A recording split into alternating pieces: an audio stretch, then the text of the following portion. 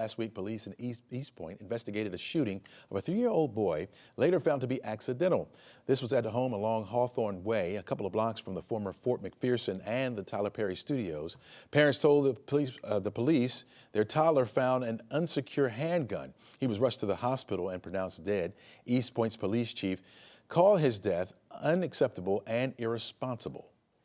Based on the evidence we've seen, it seems like this was an accidental shooting, and it's just discouraging and sad because a 3-year-old child lost her life because of irresponsibility.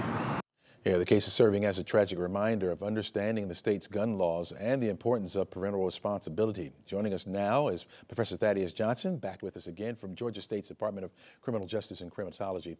Welcome to the show again, Professor Johnson. Thank you for having us, as always. Thank you for this important conversation. All right, yeah, so let's kick it off with the law here in Georgia, what it says about parental responsibility when it comes to handguns. This case in East Point is a heartbreaking one. How common are these kinds of accidents here in Georgia, and could stronger laws really have prevented them? Yeah, so, these things happen all too commonly, and sometimes we hear about it, sometimes we don't. Many times it doesn't end in death. There are scares, could be injuries. And, and it's funny, in Georgia, the Georgia law says that, you can't give handguns to kids, right? Anyone under 18, unless they're supervised while they're hunting, target shooting, or defending themselves, right? But parents can face charges, right? If they knowingly or intentionally or recklessly let a child get a hold of a gun, ignore clear warning signs that the child or the youth may want to injure someone. The prosecutors can go after things like reckless conduct, involuntary manslaughter, child cruelty, but those rely on discretionary interpretation. There's no explicit law here, like in many other states, that says you have to have a mandatory locking device. You have to have it secured. Otherwise, if a child gets hold to it and someone gets hurt, the child gets hurt, or there's an incident, the parent can be charged with a misdemeanor, a fine, and sometimes a felony. You're saying that's not here, right? That's not here in Georgia, and wow. That's disturbing because we find these laws actually save lives. It reduces unintentional child deaths and injuries. And research has even shown with the CDC that about 50% of these unintentional shootings with children happen in homes, and 74% involve an unlocked weapon. And so we need to provide our lawmakers and prosecutors with a tool to wield that's not interpretive, but actually explicit when it comes to holding parents responsible. What is the challenges behind that? Like, why aren't we there yet, do you think? Well, not now, Chelsea, you're gonna get me in trouble, right? But the hate bill, right? But in this country and in Georgia, we love our guns. I mind you, I have a family that we love the Second Amendment, right? We're not big advocates, but we understand it. But I think people think that it takes away from their gun rights. I also know that oftentimes you don't want to be cruel or appear cruel and charge a grieving family who's lost a child or a loved one has been killed or injured by a child. So I believe it's that humanitarian aspect where people just can't get over that edge. But the thing is, you can have this law. It can be a case-by-case basis. It doesn't have to be a cookie cutter or one size fits all. And again, these laws save lives.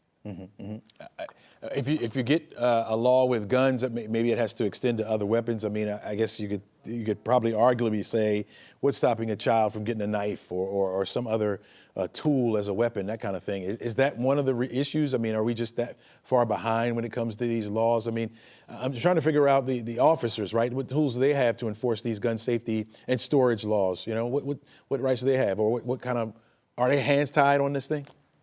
Yeah, well, oftentimes it's very reactive, right, when it comes to enforcing the law for this or many other things. However, we don't need a law to practice a safe culture of gun safety. True. Right? You don't need that, right? Look, and I know, but people will say, well, what good does an empty, locked weapon do when there's a home intruder, right? I get that. But you can have safe storage. You can separate the ammo. Right, you can have financial incentives that the state can provide when people buy free safety devices and these types of things. But it's about driving a cultural shift because otherwise it's pretty reactive. And so, great point about whether it's a knife, whether it's a chainsaw, right?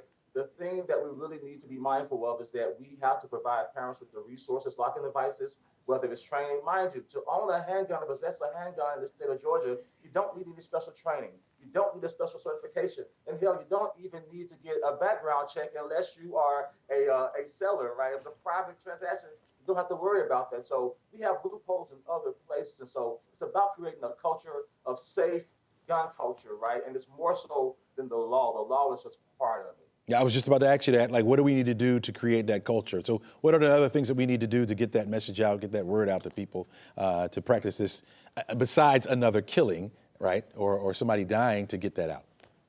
Yeah, I think, oftentimes we need to create a culture how you'll see police officers doing things like seatbelt or child seats, right? We need to push those initiatives out there, engaging pediatricians to engage families.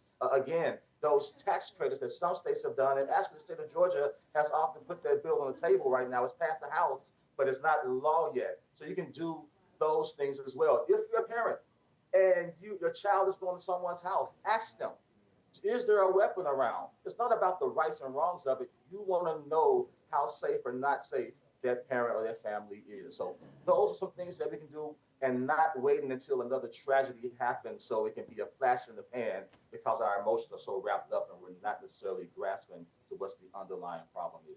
Absolutely, Professor Johnson. Always glad to have you on. You give us such great insight, man. I just hate that it's always based on a tragedy, but we have to have you on more, man. Thanks so much. Absolutely. God bless. All right, take care now.